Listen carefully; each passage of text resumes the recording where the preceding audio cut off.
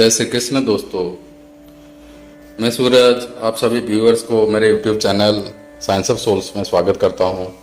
दोस्तों, थोड़ा family problems की वजह से मैं बीच में वीडियो छोड़ नहीं पाया था, लेकिन अभी फिर से मैं शुरू करने जा रहा हूं।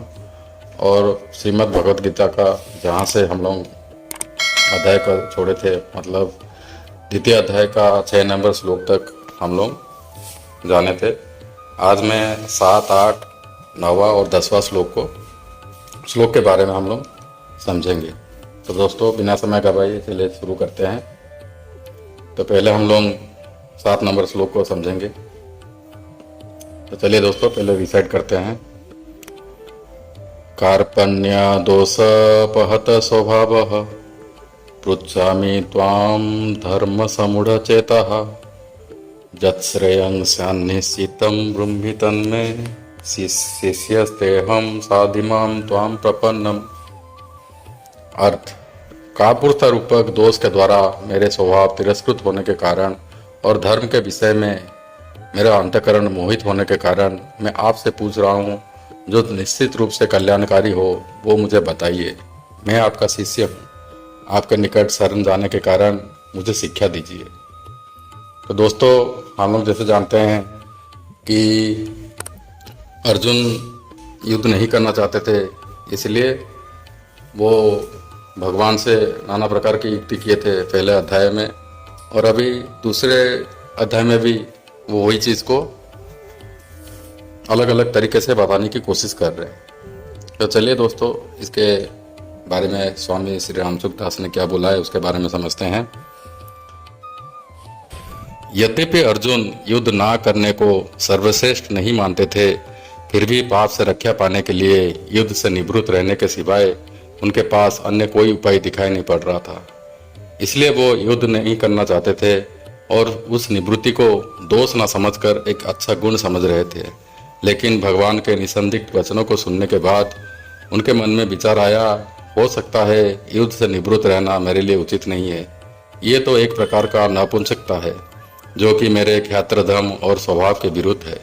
इस तरह भगवान के द्वारा बताए गए दोषों को वो स्वीकार कर रहे हैं और कह रहे हैं, कापुरुष रूपक दोष के द्वारा मेरा क्षत्रिय स्वभाव दब गया है और अपने बुद्धि से मैं धर्म के संबंध में कोई निर्णय नहीं कर पा रहा हूँ।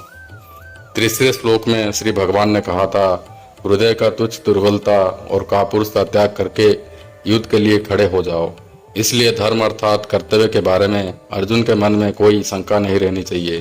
फिर भी संदेह व्यक्त करने का कारण यह है कि एक तरफ उन्हें कुटुंब नाश करना और युद्ध करना पाप की तरह दिखाई दे रहा है और दूसरे तरफ युद्ध करना क्षत्रिय धर्म की तरह दिखाई दे रहा है। इस तरह से वो दुविधा में गिर गए हैं कि इस समय मेरा धर्म क्या है और कर्तव्य क्या है। इसलिए वो भगवान से पूछ रहे हैं। तो दोस्तों, इस श्लोक में भगवान बताने की कोशिश कर रहे हैं कि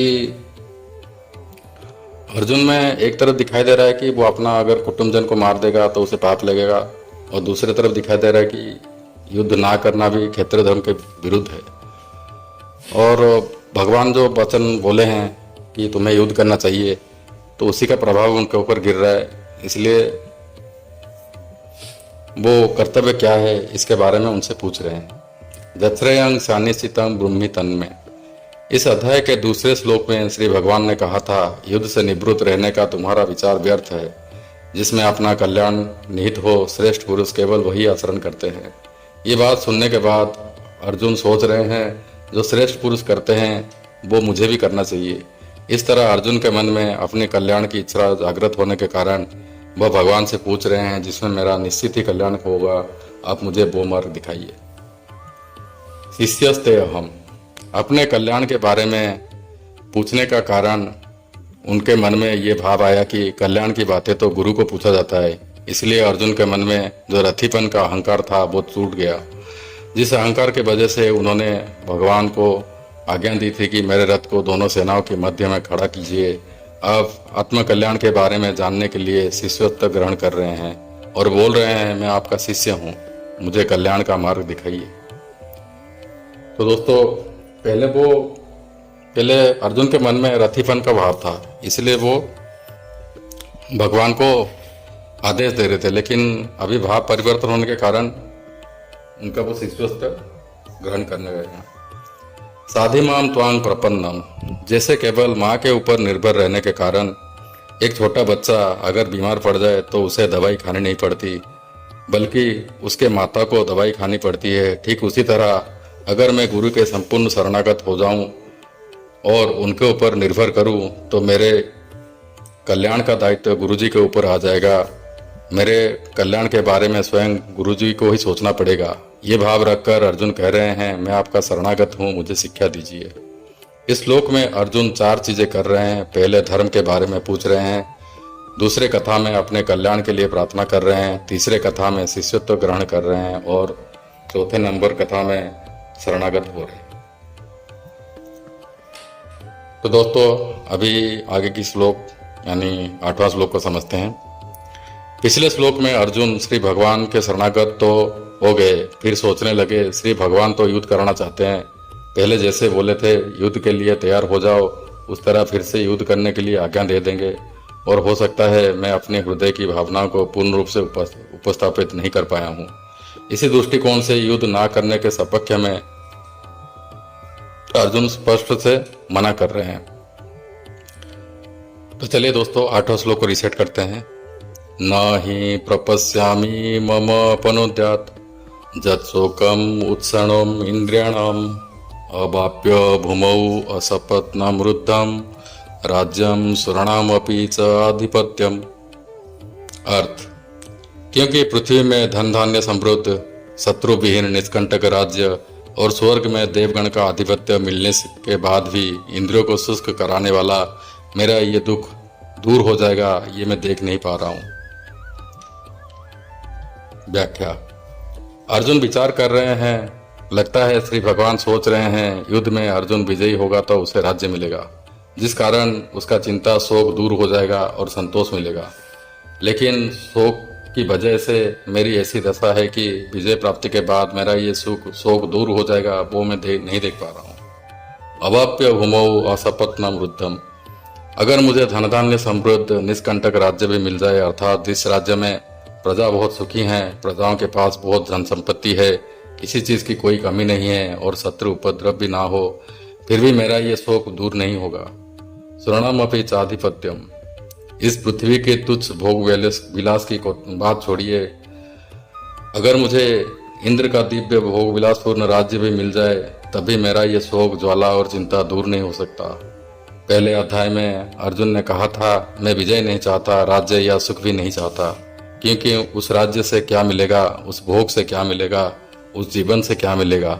लेकिन इस श्लोक में वो कह रहे हैं, मुझे धन धान्य संपन्न निष्कंटक राज्य भी मिल जाए तथा देवगण का आधिपत्य भी मिलने से मेरा ये शोक दूर नहीं हो सकता। पहले अध्याय में पारिवारिक मोह के कारण वो युद्ध से निवृत्त हो रहे थे, लेकिन यहाँ आत्मकल्याण की भाव जागृत होने के कारण वो युद्ध से निवृत्त रह रहे हैं। न ही प्रपश्यामि इंद्रियाणाम, अगर आत्मीय स्वजनों को मारने की आशंका में मुझे इतना शोक हो रहा है तो सोचिए उनको मारने के बाद मुझे कितना शोक होगा। अगर राज्य के लिए शोक होता तो राज्य मिलने से वो दूर हो जाता, लेकिन आत्मीय स्वजनों का मृत्यु का शोक कैसे दूर होगा। शोक दूर होने की बात छोड़िए, दुख और अधिक बढ़ेगा, क्योंकि युद्ध में अगर सब मर जाएं तो प्राप्त राज्य को कौन भोग करेगा, वो किस काम में आएगा। इसलिए पृथ्वी का राज्यत्व और इंद्रपद भी मिल जाए तब भी मेरा ये इंद्रिय शुष्ककारी शोक दूर नहीं हो सकता। अब 9वां श्लोक में संजय कह रहे हैं, तो चलिए दोस्तों 9वां श्लोक को रिसेट करते हैं। संजय उवाच एवं उक्त्वा हृषिकेशं गुडाकेशः परन्तप न जोत्स्य इति गोविंदम उक्त्वा तुष्यं बभुवः। अर्थ, संजय ने कहा, हे शत्रुतापन धृतराष्ट्र, इस तरह कहने के बाद निद्रादेय अर्जुन अंतर्जामी भगवान गोविंद को मैं युद्ध नहीं करूंगा स्पष्ट रूप से कह के चुप हो गए। व्याख्या, अपना युक्ति और श्री भगवान की युक्ति पर विचार करने के बाद अर्जुन इस सिद्धांत पर पहुंचे कि युद्ध करने पर ज्यादा से ज्यादा राज्य मिलेगा, मान सम्मान और यश मिलेगा, लेकिन मेरे हृदय में जो चिंता शोक और दुख है वो दूर नहीं होगा। यद्यपि अर्जुन श्री भगवान की बातों को आदर करते हैं, फिर भी युद्ध करने की युक्ति को वो ठीक से स्वीकार नहीं कर पा रहे हैं। इसलिए वो अपने मन की बात स्पष्ट रूप से कह रहे हैं, मैं युद्ध नहीं करूंगा। इसके बाद कहने के लिए कुछ बात ना होने के कारण वो चुप हो गए हैं। अभी 10वां श्लोक को हम लोग रिसाइट करेंगे। तो चलिए दोस्तों शुरू करते हैं। तमुवाच ऋषिकेशः प्रहसन्निव भारत सेनयोर्भय मध्ये विषीदतम् इदं वचः। अर्थ, हे भरत वंशोद्भव धृतराष्ट्र, दोनों सेनाओं की मध्य भाग में विषाद में डूबे अर्जुन के प्रति भगवान ऋषिकेश साहस से मुख से ये वचन बोले। व्याख्या। बहुत वीरता और उत्साह के साथ योद्धाओं को देखने के लिए अर्जुन दोनों सेनाओं के मध्य में रथ खड़ा करने को श्री भगवान बोले थे। अब वहां वो विषादमग्न हो रहे हैं। जिस उद्देश्य से वो युद्ध के मध्यस्थल में आए थे, उस हिसाब से उन्हें युद्ध के लिए तैयार हो जाना चाहिए, लेकिन अपना उद्देश्य छोड़कर अर्जुन चिंता और शोक में डूब गए हैं। इसलिए शोकाकुल अर्जुन को श्री भगवान उपदेश देना आरंभ कर रहे हैं। प्रहसनिव मतलब मंद मंद मुस्कान से। अर्जुन के परिवर्तित भाव को देखकर श्री भगवान को हंसी आई। थोड़ी देर पहले अर्जुन ने कहा था, मैं आपका शरणागत हूँ, मेरे लिए क्या करना उचित होगा उसकी शिक्षा मुझे दीजिए। लेकिन मेरे कुछ कहने से पहले ही वो अपने तरफ से बोल रहे हैं कि मैं युद्ध नहीं करूंगा। इस बात को देखकर श्री भगवान को हंसी आई। जब अर्जुन ने बोल दिया मैं युद्ध नहीं करूंगा, तब श्री भगवान को कह देना चाहिए था, तुम्हारी जैसी इच्छा वैसे करो। लेकिन वो समझते हैं मनुष्य जब चिंता और शोक से व्याकुल होता है तो कर्तव्य का निर्णय ना ले पाने का कारण वो कुछ भी बोलता है। अब अर्जुन की दशा वैसे ही है। श्री भगवान साधक की बातों को ना देखकर उसके अंदर के भाव को देखते हैं। इसीलिए अर्जुन के वचनों को ध्यान न देकर 11वां श्लोक से अपना उपदेश आरंभ करेंगे। तो दोस्तों आज हम लोग श्लोक नंबर 10 तक समझे और 11वां श्लोक से भगवान का उपदेश शुरू हो जाएगा, जो कि पूरा चलेगा पूरा अंतिम अध्याय तक। तो दोस्तों आप लोग वीडियोज देखना जारी कीजिए, देखते रहिए, क्योंकि अभी जो असल ज्ञान की बातें हैं, जो गीता का मुख्य वैल्यू है, उसके बारे में हम लोग जान पाएंगे। तो दोस्तों वीडियो अच्छा लगे तो लाइक, कमेंट और सब्सक्राइब कर दीजिए। जय श्री कृष्ण।